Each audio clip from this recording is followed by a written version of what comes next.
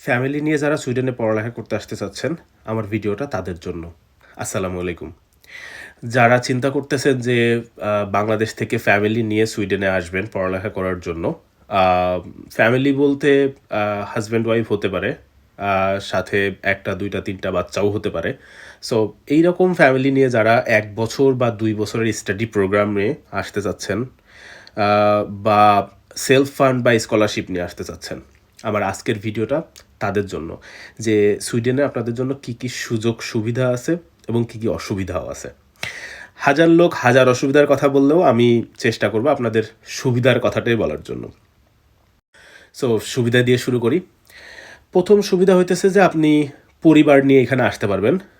অন্যান্য দেশে এখন পর্যন্ত পরিবার নিয়ে আসলে সেলফ ফান্ড বা স্কলারশিপে যাওয়ার সুযোগটা খুব একটা নেই।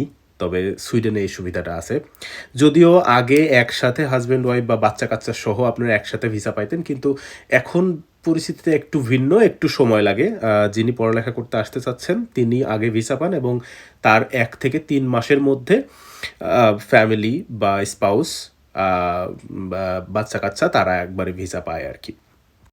সো যখনই বললাম যে আপনি বাচ্চা-কাচ্চা নিয়ে আসতে পারবেন, তার মানে বাচ্চার এইজ লিমিটেশনটা এখানে খুব ইম্পোর্টেন্ট। সেটা হচ্ছে ১৮ বছরের নিচে যেকোনো বাচ্চা নিয়ে আপনি আসতে পারবেন। অবভিয়াসলি সেটা আপনার নিজের বাচ্চা হইতে হবে। তাহলে আপনি এখানে নিয়ে আসতে পারবেন। এবং অনেকেই আবার আমাকে জিজ্ঞেস করেন যে, "ভাইয়া আপনার এই ইনফরমেশনের সোর্সগুলা কি?" আমি আমার সোর্সগুলা কমেন্ট বক্সে দিয়ে দিব অথবা ডিসক্রিপশনে আমি দিয়ে দিব যে আমি কোন সোর্স থেকে আমি এইগুলো পাই। আমার অধিকাংশ সোর্স থাকে হচ্ছে মাইগ্রেশনস ভার্কেট এবং স্কাতা ভার্কেট থেকে। আর বাড়তি যদি কোনো জায়গা থেকে আমি সোর্স কালেক্ট করি, যেমন মনে করেন ফার্স্টেকনিং কাসা থেকে বা কোনো তিদনিং বা নিউজ পেপার থেকে যদি আমি কোনো ইনফরমেশন কালেক্ট করি, তাহলে আমি সেটা ডিরেক্টলি কোট করে দিই যে হ্যাঁ, আমি এটা এখান থেকে পাইছি। এবং আপনার কমেন্টে গেলে বা ডিসক্রিপশনে গেলে আপনারা সেখান থেকে দেখতে পাবেন যে হ্যাঁ, আমি কোথা থেকে এই ইনফরমেশনগুলো পাচ্ছি বা আমি ইনফরমেশনগুলো সেখানে আমি কপি করে দিব। আপনারা নিজেও ঢুকে সেখান থেকে সরাসরি দেখতে পারবেন। সো যিনি পড়তে আসতে চাচ্ছেন তার সাথে আপনার ফ্যামিলি আলাদা, আলাদা রেসিডেন্ট পারমিট পাবে এখানে। এরপরে হচ্ছে আপনার হ্যাঁ, স্পাউসের কাজ এখানে অ্যালাউ আছে। আ আ যিনি স্পাউস আসবেন তিনি এখানে ফুল টাইম জব করতে পারবেন। ইভেন তিনি শেষে ওয়ার্ক পারমিটেও ট্রান্সফার করতে পারবেন। সো এটা নিয়ে কোনো প্রবলেম এখানে নেই। এরপরে হচ্ছে বাচ্চা নিয়ে আসলে একটা প্রবলেম সবারই থাকে যে বাচ্চাকে আমি কিভাবে স্কুলে দিব বা কোথায় দেবো সেরকম কোনো সিস্টেম আছে কিনা। হ্যাঁ, বাচ্চাদের জন্য এখানে স্কুল আছে। সব স্কুল একদম ফ্রি না।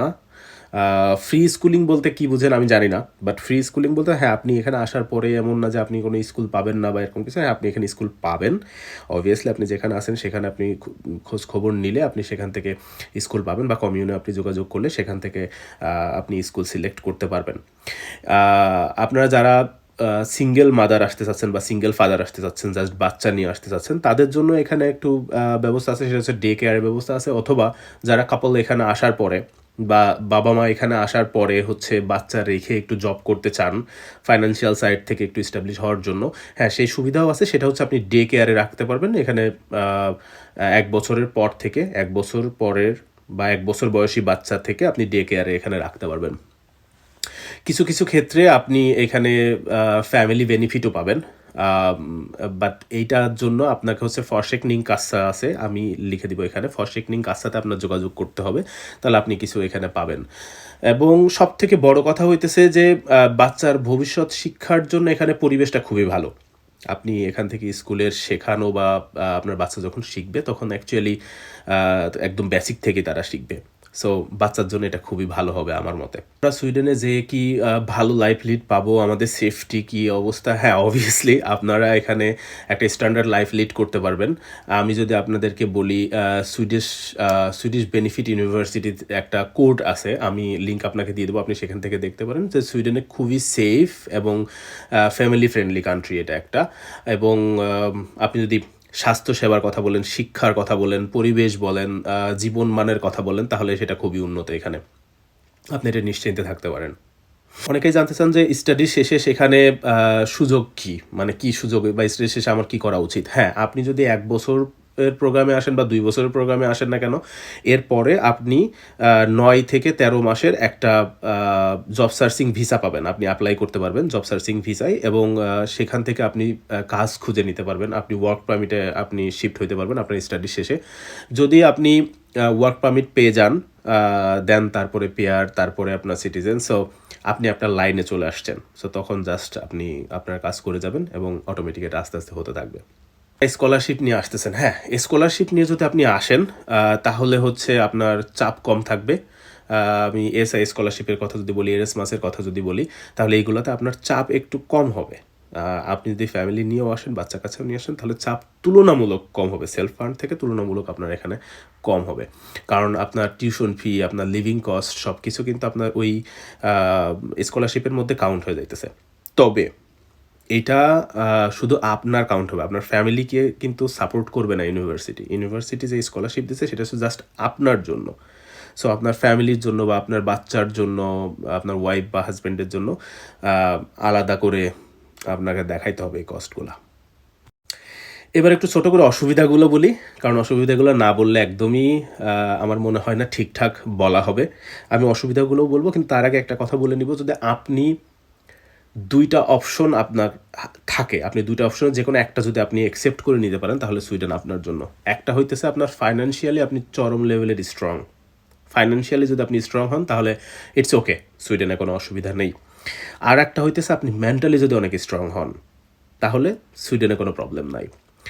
সো আমি যদি এখন আপনাকে ডিসঅ্যাডভান্টেজগুলো আপনাকে বলি, যে বড় ফাইন্যান্সিয়াল একটা প্রেশার আপনাকে ফেস করতে হবে পরিবার নিয়ে গেলে, তাহলে আপনার নিজের জন্য আপনাকে টাকা দেখাইতে হবে, আপনার স্পাউসের জন্য টাকা দেখাইতে হবে, আপনার বাচ্চার জন্য আপনাকে টাকা দেখাইতে হবে। এখন অনেকেই অনেকভাবে বলবেন যে হ্যাঁ আমার পুরো ফ্যামিলির জন্য কত টাকা দেখাইতে হবে। না, অ্যাকচুয়ালি ফ্যামিলির জন্য এইভাবে টাকা দেখাইতে হবে না, দেখাইতে হবে পার পার্সন অনুযায়ী। আপনার জন্য টাকা দেখাইতে হবে, আপনার স্পাউসের জন্য টাকা দেখাইতে হবে, আপনার বাচ্চার জন্য টাকা দেখাইতে হবে, আলাদা আলাদা করে।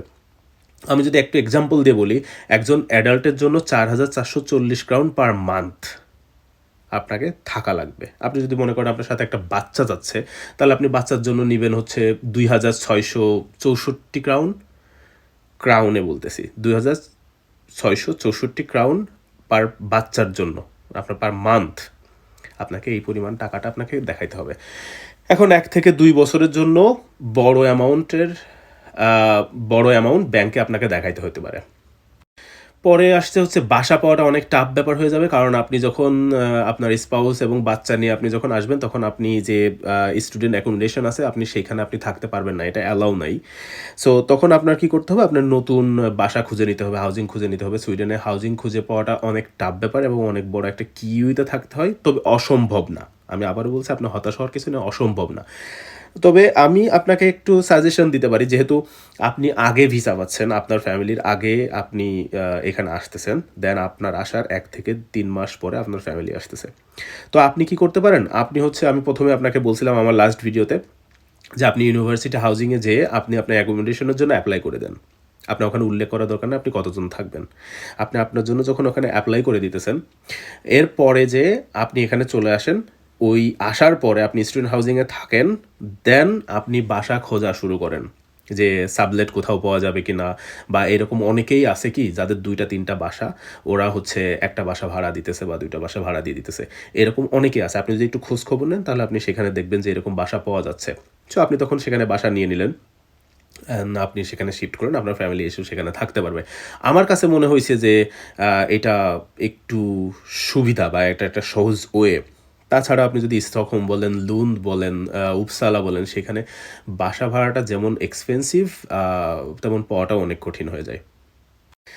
এরপরে হচ্ছে আপনি পড়ালেখা করা অবস্থায় আপনার স্পাউস জব করতে পারবে কি না। হ্যাঁ, আপনার স্পাউস জব করতে পারবে, বাট চাকরি পাওয়াটা বা ওয়ার্ক পারমিটে যাওয়াটা খুব সহজ হবে না, খুব ইজি হবে না। এই জন্য হবে না কারণ এইখানে সুইডেনে একটা লিমিটেশন আছে, সেটা হলো কি, আপনার সুইডিশ ল্যাঙ্গুয়েজ না যদি জানেন, তাহলে আপনি ভালো কোনো জব করতে পারবেন না। আপনি অড জব করতে পারবেন, কোনো রেস্টুরেন্টে জব করতে পারবেন, ফুড ডেলিভারি জব করতে পারবেন, বা ছোটোখাটো কিছু অড জব আপনি করতে পারবেন। বাট আপনি যদি একটা স্ট্যান্ডার্ড লেভেলে আপনি জব করতে চান, বা আপনি যদি চান যে আমি একটা ভালো কোথাও জব করতেছি, একটা ভালো চাকরি পাবো, বা সেখান থেকে আমি ওয়ার্ক পারমিটে যেতে পারবো, তাহলে এখানে কিছু ব্যারিয়ার থাকে। সেটা হচ্ছে সুইডিশ ল্যাঙ্গুয়েজ একটা ব্যারিয়ার থেকে যায়। সো সুইডিশ ল্যাঙ্গুয়েজটা যদি আপনি এসেই যদি আপনি কমপ্লিট করে ফেলতে পারেন 6 মাস বা 1 বছরের মধ্যে। আর একটা হচ্ছে লোকাল এক্সপিরিয়েন্স, আপনি যেখানে থাকবেন, যে শহরে থাকবেন, সেই শহরের আপনার লোকাল এক্সপিরিয়েন্স আপনার যদি থাকে, আপনার এই লোকাল এক্সপিরিয়েন্স এবং সুইডিশ ল্যাঙ্গুয়েজের জন্য নর্মালি ভালো কাজ মানুষ পায় না। তো এই দুটো যদি আপনি কভার করে ফেলতে পারেন 6 মাস থেকে 1 বছরের মধ্যে আপনি ভালো কাজ পাবেন অবভিয়াসলি। অনেকেই জিজ্ঞেস করছেন যে, "ভাইয়া সুইডেনে স্টুডেন্ট লাইফ আর আমার যদি ফ্যামিলি ব্যালেন্স কিভাবে করা যায়?" দেখেন, স্টুডেন্ট লাইফ আমাদের বাংলাদেশের মতো পড়াশোনা এখানে হয় না। সো এখানে একটু পড়াশোনাটা একটু হার্ডলি করা লাগে। সো পড়াশোনা সাথে যদি আপনি কাজ করেন, এরপরে যদি ফ্যামিলিকে সময় দেওয়ার কথা চিন্তা করেন, এটা একটু ডিফিকাল্ট। বাট আমি বলব না যে হ্যাঁ, হবে না কখনো বা এরকম কিছু না, এরকম হবে। এটা সম্ভব। কিন্তু কিছু টাইমে এসে আমাদের একটু কঠিন হয়ে যাবে, তখন দেখা যাচ্ছে কি সামারে ইটস ওকে। আপনি খুবই প্রফুল্লভাবে সামারে সবসময় আপনার সূর্য থাকবে, চারদিকে আলো থাকবে। সো ইটস ওকে, তখন আপনার জন্য কোনো কঠিন হবে না। বাট উইন্টারে যে তখন সূর্য থাকে না, সূর্যের আলোর অভাবে শরীরে ভিটামিন ডির ঘাটতি হয়ে যায়। সো আপনি একটু ডিপ্রেশনে চলে যেতে পারেন। সেই টাইমে অ্যাকচুয়ালি পড়াশোনা, কাজ, পরিবার যদিও একটু কঠিন হয়ে যায়, বাট এটা ডিপেন্ড করে আপনার মেন্টালিটির উপরে, যে আপনি কীরকমভাবে এটাকে অ্যাকসেপ্ট করতেছেন। আমাকে গতকাল একজন কোশ্চেন করছে যে, "ভাইয়া ইউনিভার্সিটি কি আমার ফ্যামিলি সাপোর্ট করবে? ফ্যামিলিকে কি সাপোর্ট দিবে?" না, ইউনিভার্সিটি জাস্ট আপনাকে সাপোর্ট দিবে। অ্যাজ এ স্টুডেন্ট হিসেবে আপনাকে সাপোর্ট দিবে। এখানে স্পাউস বা বাচ্চাদের আলাদা করে কোনো হেল্প নেই বা এরা দিবে না। এরকম কোনো সাপোর্ট নাই। এই সাপোর্টটা আপনাকেই দিতে হবে, আপনার ফ্যামিলি সাপোর্ট। এইবার আমি আপনাকে একটু তুলনা করব, সেটা হইতেছে যারা সেলফ ফান্ডে আসতে চাচ্ছেন এবং স্কলারশিপে আসতে চাচ্ছেন। তাদের মধ্যে সুবিধা অসুবিধা দুটোই আছে। আমি যদি একটা করে বলি, আমি যে একটা লিস্ট করছি, আমি লিস্টে যদি আপনাকে বলি, আপনি যদি সেলফ ফান্ডে আসেন তাহলে আপনার সুবিধা আছে এবং সহজে আপনি অ্যাডমিশন পাচ্ছেন যেহেতু আপনার ফ্যামিলি ব্যারিয়ার নেই। অসুবিধাটা কি হইতেছে সেখানে, ফ্যামিলি নিয়ে যদি আপনি সেলফ ফান্ডে আসতে চান তাহলে সেখানে আপনার একটা বড় অঙ্কের ফাইন্যান্সিয়াল একটা বার্ডেন থেকে যাবে আপনাকে। ফ্যামিলি নিয়ে গেলে আপনার একটু রিস্ক হয়ে যাবে তখন, যে জব কীভাবে করবেন কি না করবেন। অ্যাকচুয়ালি আমাদের দেশে যে কালচার যেটা হয়ে থাকে সেই রকমের দিক থেকে যদি আপনি চলতে চান তাহলে একটু রিস্ক আপনার হয়ে যাবে। যারা স্কলারশিপ নিয়ে আসবেন তাদের জন্য সুবিধা হইতেছে কি, টিউশন ফিটা আপনার ঠিক থাকবে। টিউশন ফি, আপনার লিভিং কস্ট, আপনার ফাইন্যান্সিয়াল স্ট্রেস এগুলো আপনার কম থাকবে। এবার যারা স্কলারশিপ নিয়ে আসতেছে তাদের জন্য অসুবিধা কি, এখানে এটা হচ্ছে খুবই কম্পিটিটিভ এবং ফ্যামিলি এক্সপেন্স সবসময় এখানে কভার করবে না। সো এটা একটা থাকলো। তো আমি যদি আপনাকে এক বাক্যে বলার চেষ্টা করি বা সব কিছু দিয়ে আপনাকে যদি বলার চেষ্টা করি, আপনি যদি পরিবার ছাড়া যান তাহলে আপনার জন্য হয়তো তুলনামূলক সহজ হবে, খরচ কম হবে, রিস্ক কম হবে। আপনি যদি পরিবার নিয়ে যান তাহলে আপনি একটা ভালো কোয়ালিটির লাইফ লিড করতে পারবেন। কিন্তু ফাইন্যান্সিয়াল একটা প্রেশার আপনার থেকে থাকবে, চাপ বেশি থাকবে এবং শুরুতে আপনাকে স্ট্রাগল করতে হবে। বরাবরের মতো লাস্টে আমার একটা সাজেশন থাকবে। সাজেশনটা হইতেছে এরকম যে, আপনার যদি ভালো সেভিংস থাকে বা আপনার যদি স্কলারশিপ থাকে, তখন ফ্যামিলি নিয়ে আসেন, ইটস ওকে। কিন্তু যদি আপনার লিমিটেড বাজেট থাকে, আপনার কস্টটা যদি আপনার লিমিটেড থেকে থাকে এবং আপনার কাছে মনে হইতেছে যে আম, আমার ওখানে যে আমি ইনকাম করে আমি দেন এটা করব ওইটা করব, আপনার যদি আনসার্টেন ইনকাম থাকে তাহলে আমি বলবো আপনি আগে আসেন। আপনি আসার পরে আপনি যেটা চিন্তা করে রাখছেন যে আমি এটা করব ওইটা করব, এইভাবে ইনকাম করবো ওইভাবে ইনকাম করব, যদি আপনার সম্ভব হয় যে আপনি কভার করতে পারতেছেন, দেন আপনি আপনার ফ্যামিলি নিয়ে আসেন, কোনো অসুবিধা নেই। এরপরও যদি কোনো কোশ্চিন থেকে থাকে বা আমি যদি কোনো কিছু মিস করে থাকি, আপনারা যারা জানেন কমেন্টে জানাবেন। আর যাদের কিছু জানার আছে বা জানতে চান তারা কমেন্টে জানাবেন। আমি যথাযথ চেষ্টা করব। আর যারা উপসালায় আসতেছেন তাদের জন্য অগ্রিম কনগ্রাচুলেশনস। ধন্যবাদ।